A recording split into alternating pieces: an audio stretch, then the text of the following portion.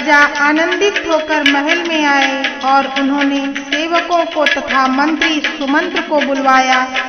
उन लोगों ने जय जीव कहकर सिर नवाए। तब राजा ने सुंदर मंगलमय वचन श्री राम जी को युवराज पद देने का प्रस्ताव सुनाया। जो पाँच ही मत लागे नीका कर हो हरषि राम ही टीका। मंत्री मुदित सुनत प्रिय बानी अभिमत बिरव करो जनु पानी। बिनती सचिव करहि कर जोरी जियहु जगत पति बरिस करोरी। और कहा, यदि पंचों को आप सबको यह मत अच्छा लगे तो हृदय में हर्षित होकर आप लोग श्री रामचंद्र जी का राज तिलक कीजिए। इस प्रिय वाणी को सुनते ही मंत्री ऐसे आनंदित हुए मानो उनके मनोरथ रूपी पौधे पर पानी पड़ गया हो। मंत्री हाथ जोड़कर विनती करते हैं कि हे जगतपति, आप करोड़ों वर्ष जिए। जग मंगल भले काज विचारा बेगिय नाथ न लाइए बारा। जपहि मोदु सुनि सचिव सुभाषा बढ़त बाण जनु लही सुशाखा। आपने जगत भर का मंगल करने वाला भला काम सोचा है। हे नाथ, शीघ्रता कीजिए, देर न लगाइए। मंत्रियों की सुंदर वाणी सुनकर राजा को ऐसा आनंद हुआ मानो बढ़ती हुई बेल सुंदर डाली का सहारा पा गई हो। कहो भूप मुनि राज करे जुई जुई आयसु पाए। कहो भूप मुनि राज करे जय जय आयसु होई। राम राजे अभिषेक हित बेगी करहु सोई सोई। राजा ने कहा, श्री रामचंद्र जी के राज्याभिषेक के लिए मुनिराज वशिष्ठ जी को जो जो आज्ञा हो आप लोग वही सब तुरंत करें। सीताराम चरण रति मोरे अनुदिन बढ़ऊ अनुग्रह तोरे। हरषि मुनीस कहो मृदु बानी आनहु सकल सुतीरथ पानी। औषध मूल फूल फल पाना कहे नाम गनि मंगल नाना। मुनिराज ने हर्षित होकर कोमल वाणी से कहा कि संपूर्ण श्रेष्ठ तीर्थों का जल ले आओ। फिर उन्होंने औषधि मूल फूल फल और पत्र आदि अनेकों मांगलिक वस्तुओं के नाम गिनकर बताए। चामर चरम बसन बहु भांति रोम पाट पट अगणित जाति। मणिगण मंगल वस्तु अनेका जो जग जोग भूप अभिषेका। चमर मृग चर्म बहुत प्रकार के वस्त्र, असंख्यों जातियों के ऊनी और रेशमी कपड़े, नाना प्रकार की मणियां, रत्न तथा और भी बहुत सी मंगल वस्तुएं जो जगत में राज्याभिषेक के योग्य होती हैं, सबको मंगाने की उन्होंने आज्ञा दी। वेद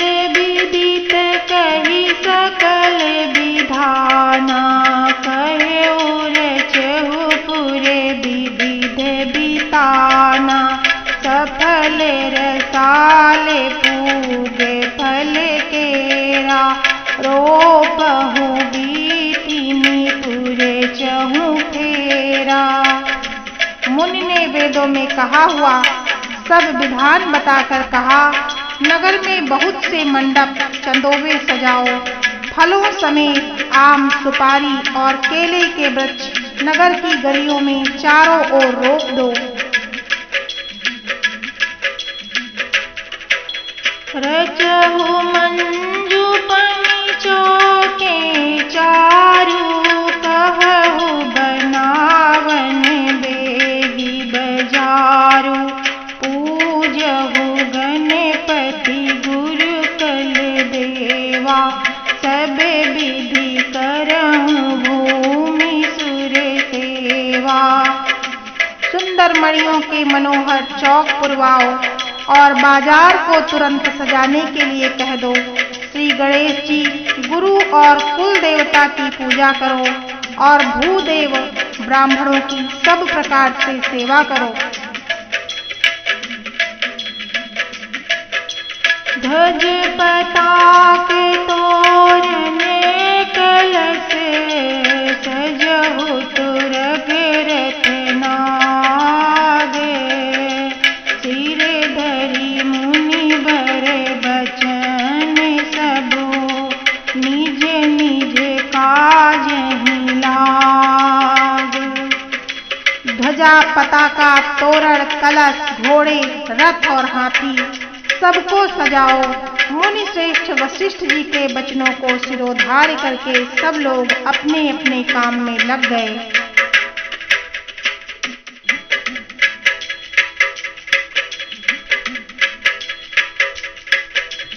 जो मुनि से जेहि आय सुदीना, सोते ही काज प्रथम जनु कीना। साधु सुर पूजत राजा, करत राम हित मंगल काजा। मुनीश्वर ने जिसको जिस प्रकार के काम करने की आज्ञा दी, उसने वह काम इतनी शीघ्रता से कर डाला कि मानो पहले से ही कर रखा था। राजा, ब्राह्मण, साधु और देवताओं को पूज रहे हैं और श्री रामचंद्र के लिए सब मंगल कार्य कर रहे हैं। सुनत राम अभिषेक सुहावा, बाज गहा गह अवध बंधावा। राम सिय तन सगुन जनाए, हर कहि मंगल अंग सुहाए। श्री राम जी के राज्याभिषेक को सुहावनी खबर सुनते ही अवध भर में बड़ी धूम से बधावे बजने लगे। श्री रामचंद्र जी और सीता जी के शरीर में भी शुभ शकुन सूचित हुए। उनके सुंदर मंगल अंग फड़कने लगे।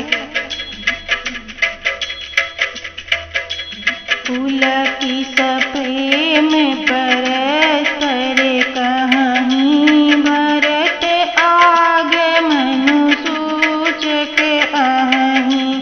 भय बहुत दिन अति अवसेरी, सगुन प्रतीति भेंट प्रिय केरी। पुलकित होकर वे दोनों प्रेम सहित एक दूसरे से कहते हैं कि ये सब शकुन भरत के आने की सूचना देने वाले हैं। उनको मामा के घर गए बहुत दिन हो गए, बहुत ही अवसेर आ रही है। बार बार उनसे मिलने की मन में आती है। शकुनों से प्रिय भरत के मिलने का विश्वास होता है। भरत सरिस प्रिय को जग माही, है सगुन फलु दूसरे नाही। राम ही बंधु सोच दिन राती, अंदन कमठ हृदय जेहि भांति। और भरत के समान जगत में हमें कौन प्यारा है। शकुन का बस यही फल है, दूसरा नहीं। श्री रामचंद्र जी को अपने भाई भरत का दिन रात ऐसा सोच रहता है जैसे कछुए का हृदय अंडों में रहता है। एहि अवसर मंगलु कर मैं सुनि रहस्यो रनिवासु, शोभत लखि विधु बढ़त जनु, बारिधि बीचि बिलासु। इसी समय यह परम मंगल समाचार सुनकर सारा रनिवास हर्षित हो उठा, जैसे चंद्रमा को बढ़ते देखकर समुद्र में लहरों का विलास सुशोभित होता है।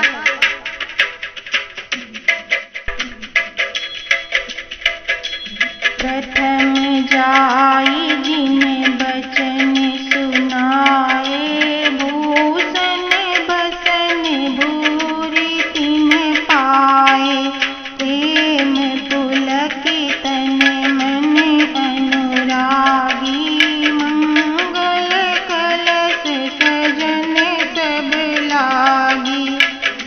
सबसे पहले रनिवास में जाकर जिन्होंने ये वचन सुनाए, उन्होंने बहुत से आभूषण और वस्त्र पाए। रानियों का शरीर प्रेम से पुलकित हो उठा और मन प्रेम में मग्न हो गया। वे सब मंगल कलश सजाने लगी।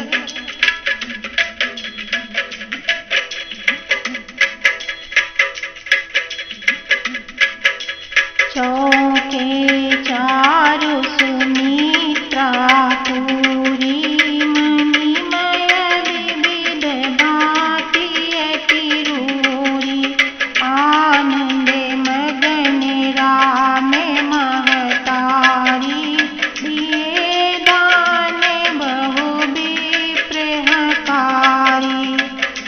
सुमित्रा ने मणियों रत्नों के बहुत प्रकार के अत्यंत सुंदर और मनोहर चौक पूरे।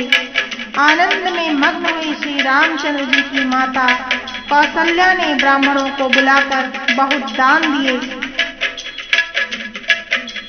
पूंजी ग्राम देवी सुर नागा, कहो बहोरी देने बलि भागा, जेहि विधि होई राम कल्याण, देहु दया करी सो बरदान। उन्होंने ग्राम देवियों देवताओं और नागों की पूजा की और फिर बलि भेंट देने को कहा, अर्थात कार्य सिद्ध होने पर फिर पूजा करने की मनौती मानी और प्रार्थना की कि जिस प्रकार से श्री रामचंद्र जी का कल्याण हो, दया करके वही वरदान दीजिए। गावहि मंगल कोकिल बयनी, विधु बदनी मृग सावक नयनी। कोयल की सी मीठी बाणी वाली, चंद्रमा के समान मुख वाली और हिरण के बच्चे के नेत्रों वाली स्त्रियां मंगल गान करने लगी। राम राज अभिषेक सुनी, हर्षे नर नारी, लगे सुमंगल सजन सब, विधि अनुकूल विचारी। श्री रामचंद्र जी का राज्याभिषेक सुनकर सभी स्त्री पुरुष हृदय में हर्षित हो उठे और विधाता को अपने अनुकूल समझकर सब सुंदर मंगल साज सजाने लगे।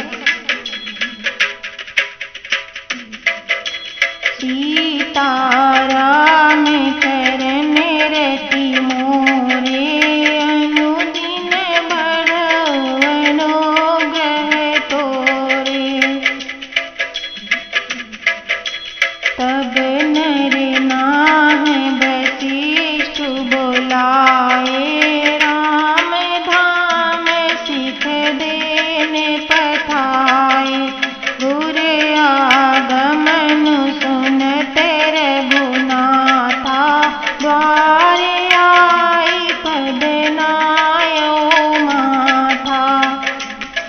राजा ने वशिष्ठ जी को बुलाया और शिक्षा समयोचित उपदेश देने के लिए श्री रामचंद्र जी के महल में भेजा। गुरु का आगमन सुनते ही श्री रघुनाथ जी ने दरवाजे पर आकर उनके चरणों में मस्तक नवाया। सादर अर्घ दे घर आने तो रह बाटी पूजी सन माने गहे चरण सिय सहित बहोरी बोले राम कमल कर जोरी। आदर पूर्वक अर्घ देकर उन्हें घर में ले आए और षोडशोपचार से पूजा करके उनका सम्मान किया। फिर सीता जी सहित उनके चरण स्पर्श किए और कमल के समान दोनों हाथों को जोड़कर श्री राम जी बोले, सेवक सदन स्वामी आगमनु मंगल मूल अमंगल दमनु तदपि उचित जनु बोली सप्रीति पठइय काज नाथ असी नीति। यद्यपि सेवक के घर स्वामी का पधारना मंगलों का मूल और अमंगलों का नाश करने वाला होता है, तथापि हे नाथ उचित तो यही था कि प्रेम पूर्वक दास को ही कार्य के लिए बुला भेजते, ऐसी ही नीति है।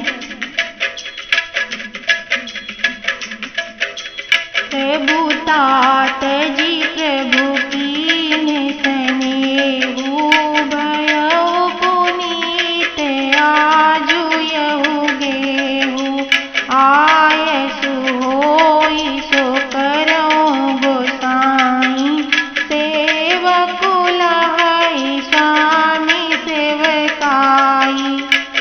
परंतु प्रभु आपने प्रभुता छोड़कर स्वयं यहाँ पधार कर जो स्नेह किया, इससे आज यह घर पवित्र हो गया। हे गोसाई, अब जो आज्ञा हो मैं वही करूं, स्वामी की सेवा में ही। सुनी स्नेह साने बचन मुनि रघुबर ही प्रशंस राम कस न तुम कहु अस हंस बंस अवतंस।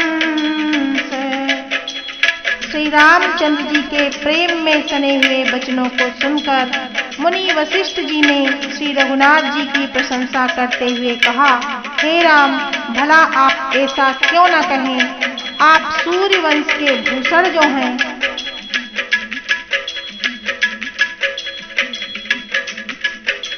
बरनी राम गुण सीलु सुभाऊ बोले प्रेम पुलकी मुनि राऊ भूप सजो अभिषेक समाजु चाहत देन तुम्हारी जुबराजू। श्री रामचंद्र जी के गुणशील और स्वभाव का बखान कर मुनिराज प्रेम से पुलकित होकर बोले, हे रामचंद्र जी, राजा दशरथ जी ने राज्याभिषेक की तैयारी की है, वे आपको युवराज पद देना चाहते हैं। अब संजम आजू जो विधि कुशल निबाहे काजू गुरु सिख दे राय पहि गयउ राम हृदय अस विस्मय भयउ। इसलिए हे राम जी, आज आप उपवास हवन आदि विधि पूर्वक सब संयम कीजिए, जिससे विधाता कुशल पूर्वक इस काम को निभाह दे। गुरु जी शिक्षा देकर राजा दशरथ जी के पास चले गए। श्री रामचंद्र जी के हृदय में यह सुनकर इस बात का खेद हुआ कि जन में एक संग सब भाई भोजन सह संग सब भाई भोजन शयन के लीलरिकाई करन भेद उपबीत बियाह संग संग सब भये उछाह। हम सब भाई एक ही साथ जन्मे, खाना सोना लड़कपन के खेल कूद कंछेदन यज्ञोपवीत और विवाह आदि उत्सव सब साथ साथ ही हो गए।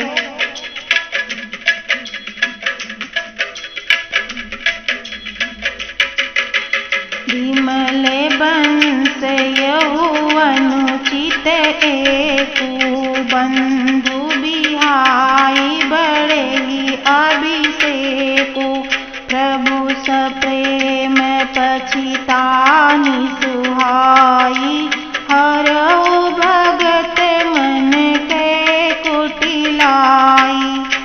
पर इस निर्मल वंश में यही एक अनुचित बात हो रही है कि और सब भाइयों को छोड़कर राज्याभिषेक एक बड़े का ही होता है।